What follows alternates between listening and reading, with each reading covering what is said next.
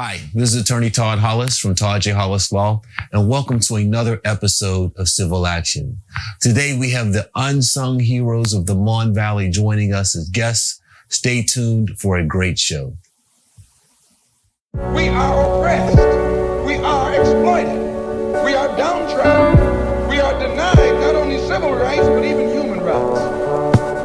One day right there in Alabama, little black boys and black girls will be able to join hands with little white boys and white girls as sisters and brothers. I have a dream today. And always feel that your life has ultimate significance.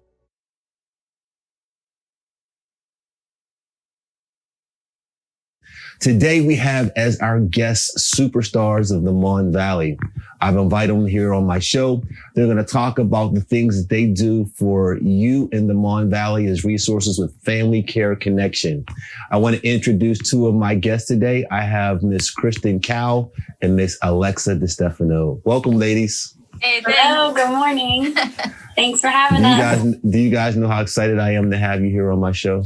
I think you should be nervous, but yeah, excited. I should be nervous? Yeah, have you seen I am nervous. Absolutely. I am nervous and I'm honored. I mean, you guys. We can tell by the smile on your face. You're excited.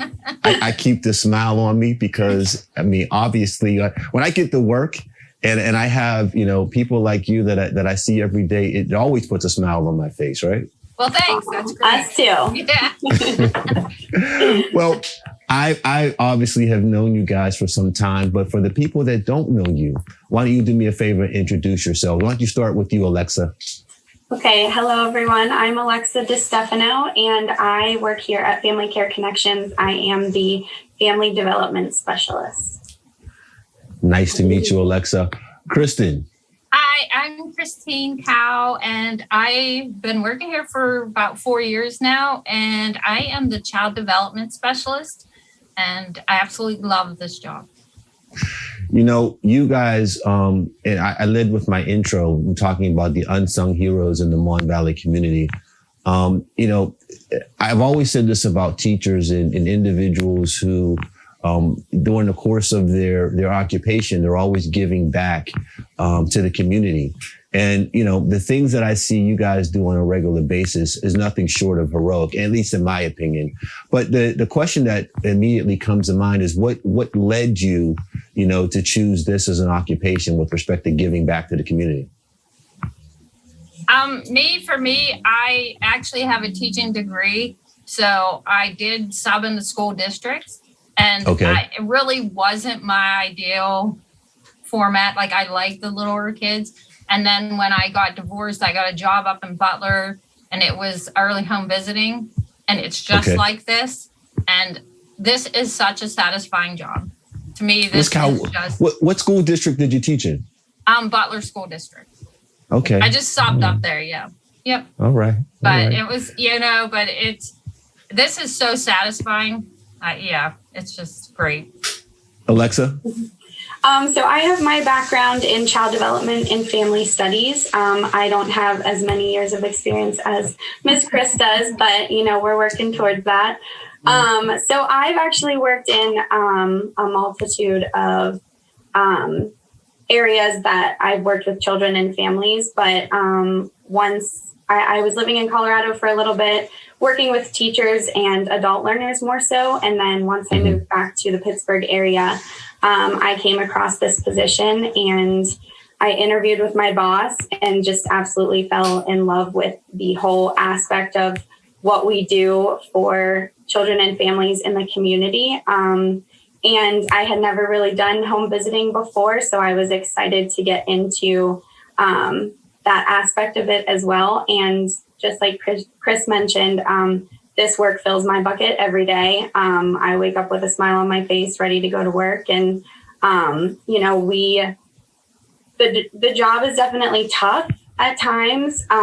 But, once you do work with these families and these children and you see the smiles on their faces and just how appreciative they are of the work that we do every day, like it doesn't go unnoticed. And I'm just blown away by even my coworkers and the the other men and women that we work with in our position.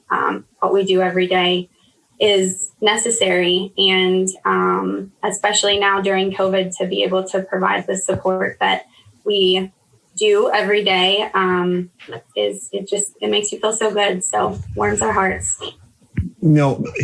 Every now and then somebody will ask me, they'll say, what led you to decide to choose a career in law? And, at times, I say to them, to me, it's not really a job. It's more like a calling. It's something that, it's just a part of you. It's just who you are. And I know that, based upon what you've said, it seems like, for you, that this is a calling as well. I know you guys don't make a ton of money, but, the fact that you get up every day and you get an opportunity to actually be a part of someone's life. And I can't imagine, a struggling family, who is able to, to use your services, particularly in COVID. That was probably one of the worst times in my adult life. And you guys are there. You guys are in the homes. You guys are helping these families get through these daily crises and these daily struggles. And that's one of the reasons why I really wanted to bring you on the show, to talk about that. And I know some of the things that Family Care Connection does, obviously because we share space. But tell me, what are some of the services that Family Care Connection, what services do you guys provide? Well, I was going to say, so our thing is that we mostly work with families and their children, and it's just, it's anyone, it's any income, you don't have to be low income. You just have to ask for help, or just be a part of it. And I mean, you don't even have to need help. Some people just come because, you can sit down and just talk with people and have, especially with COVID, we have people just coming, or calling and just want to talk. So we do that, but we, so a lot of our topics are, I always say it's like social work and teaching. So we kind of reach everything. So we do like a financial wellness, we do health education, we do home visiting. We have a KR class. We have an infant toddler. We have fatherhood. So we reach out to the fathers, and get them involved. We have tummy time. We have parent leaders.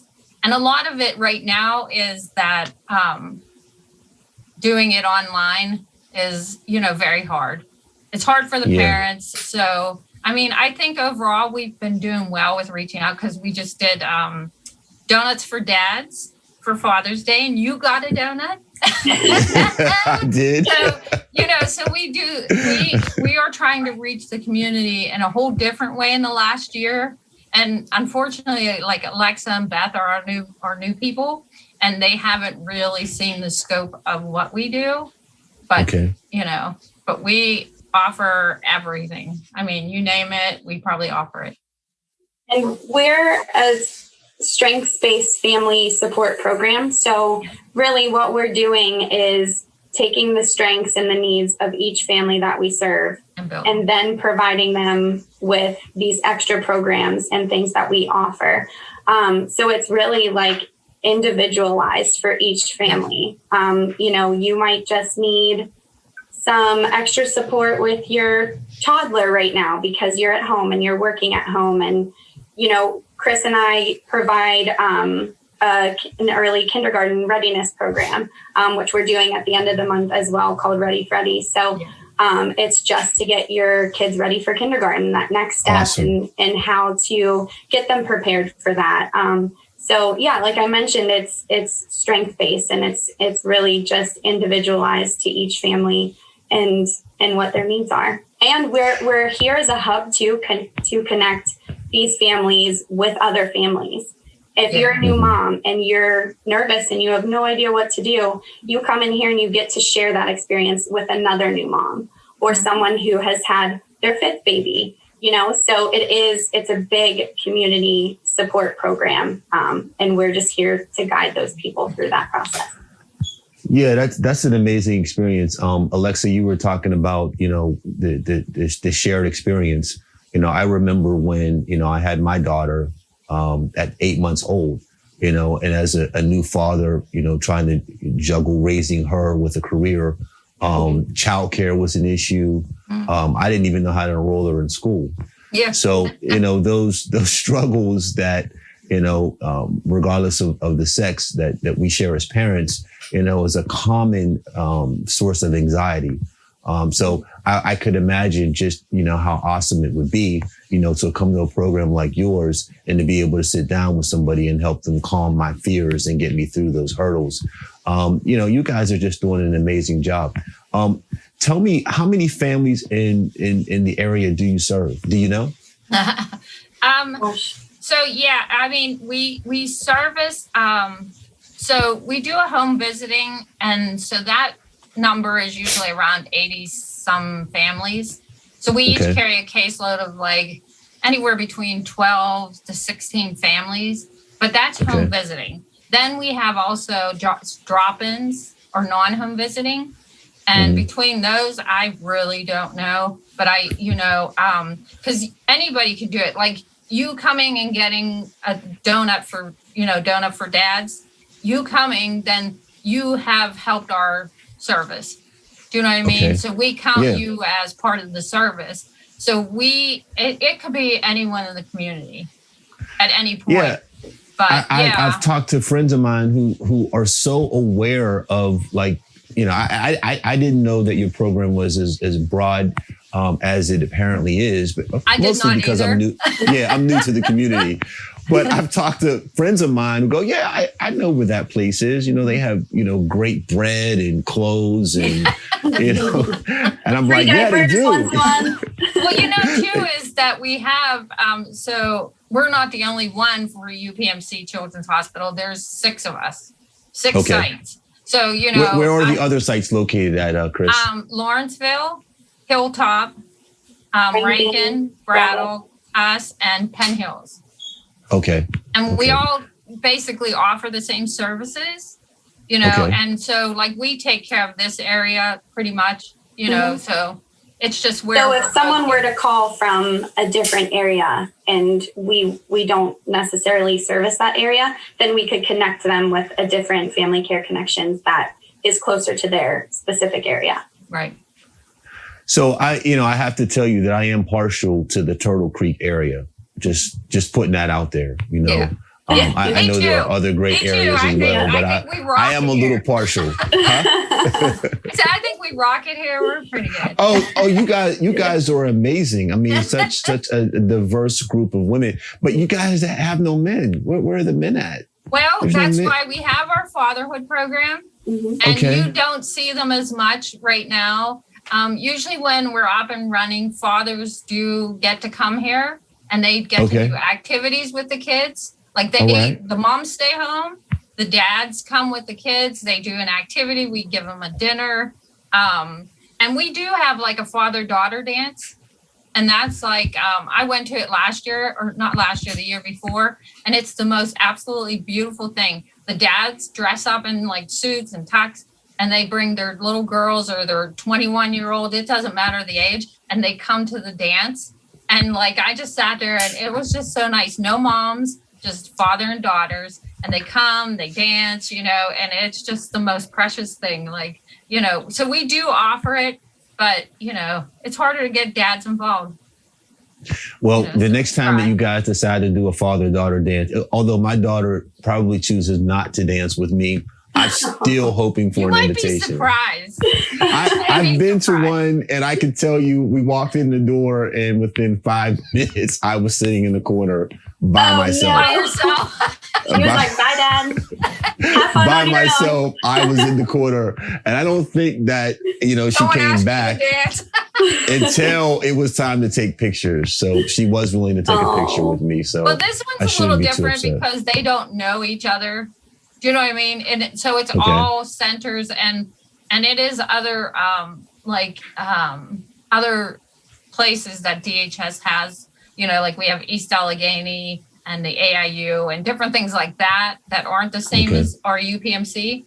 But they do offer services like we do. So they all have the father-daughter dance. So they don't know. So she'd have to cling to you a little more because she wouldn't know. Well, I like that. So how does the average family, watching this video, how do they partake of your services? Want to do it, Lex? Go ahead. Well, so we get a multitude, I would say, of phone calls, either daily or weekly. A lot of people will hear it through the grapevine. So you call, you tell us where you're located. If it's within the Turtle Creek area, then we take down your information and ask if you want to, like Chris mentioned earlier, to be a home visiting family, non-home visiting, or drop-in. So a drop-in family means that you will contact us once a month if you need help with getting diapers or wipes, formula, baby food for your child. Or any other service, yeah. They come in for anything, they just don't get the home visit. Right. Yeah. And then non-home visiting, they are able to partake in our programs. For example, this past month, so Chris mentioned the Donuts for Dads, but we also did an Olympics in the Park program. So it was right up at Hamilton Park, and we had a bunch of activities around the baseball field. We did obstacle courses, just a bunch of things to get the kids active outside, and to get the parents involved with each other as well. Some of our families have been here for a lot of years. And so, like I said, they've developed those relationships with each other, and not being able to see them throughout COVID, they were all very excited to see each other. And we did it all safely, COVID friendly, lots of hand sanitizer, masks, all that stuff. And so yeah, it's really a super easy enrollment process, and it's completely voluntary, completely free as well. So a lot of people, if we get a referral, they're like, oh, well, what does this cost, or what do I have to do? And yeah, it's completely free and voluntary if you don't want to partake in any of the programs, but you have a specific need. That's what we're here for. So yeah, it completely depends on the family. Yep. Well, I can definitely say this, that there's not enough of you. The things that you guys are doing to those in need, is just, it's gratifying and it's heroic. And, I have watched, the two of you and your other colleagues, on a daily basis, basically giving to people, who need it most. So from the bottom of my heart, I certainly appreciate everything that you guys have done thus far. I want to encourage, the community that's watching this video, to give Family Care Connection a call. They are truly invested in the Mon Valley and of course in other areas, but they are truly invested in your betterment, in your welfare, in your family. And I certainly am appreciative of all of your efforts. So with that being said, is there any final words that you guys want to offer to the people that are watching this video? I personally have grown up here, and I didn't know it existed. And when I first had my son, and we were living here till he was 1. I'm like you, if I had known this existed, I would have joined easily. Sure. I mean, it's free, like she said, and it's voluntary. So it's no pressure, no nothing. You just join and do fun things with your kid. I mean, I can't say enough of how much I like this job. And I appreciate you saying all that stuff. It makes me go home at night and say, like, wow, I got a great life. I could have the worst life in the world, but it's a great life because, you see what everybody goes through, and it's like, yeah, I got it good, so yeah. I will say too, don't hesitate to reach out. Whatever you need, even if we don't provide it, we can refer you to somebody else who can help you in any way that we potentially could not. But don't hesitate to reach out. We're here to support the community in any way we can. And we love feedback too. So if there's something that, you as a community person listening, has a request or whatever, we're happy to take that as well. So wait, and we got our phone number, 412 823-2060 and just ask for, just say you want to join or find out about the program. Yep. All right. Well, there you have it, folks. That's another ending of our Civil Action Show. And I want to thank our heroes, Miss Alexa DeStefano and Miss Christine Cowell from Family Care Connection, from hanging out with us here today. And as always, if you like this show and you want to see others, please hit that like button and subscribe to our YouTube channel, because fighting for you is what we do. We have to go to the root. We have to go to the cause. Dealing with the condition itself is not enough. And it is because of our effort